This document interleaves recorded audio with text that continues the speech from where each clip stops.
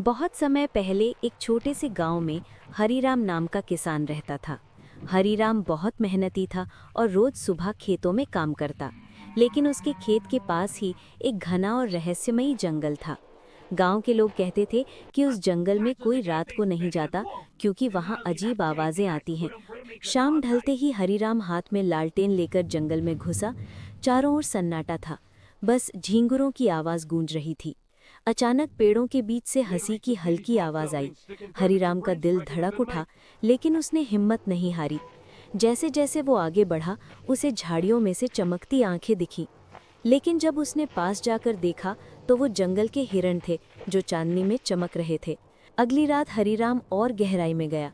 वहां उसे एक पुरानी गुफा मिली, जिसके दरवाजे पर बेलें और झाड़ियां उगी थी। गुफा के भीतर से नीली सी चमक आ रही थी। जब उसने अंदर कदम रखा, तो देखा कि वहां छोटे छोटे क्रिस्टल चमक रहे थे। ऐसा लग रहा था जैसे कोई खजाना हो। लेकिन तभी अचानक गुफा में हवा का झोंका आया और किसी ने धीमी आवाज में कहा, ये जगह तुम्हारे लिए नहीं है। हरीराम डर गया और बाहर भाग आया। तीसरी रात वो फिर लौटा। इस बार और हिम्मत उसने कहा कि अगर वो जंगल की रक्षा करना चाहता है, तो उसे एक रात बिना डरे गुफा में रुकना होगा। हरीराम ने हाँ कर दी।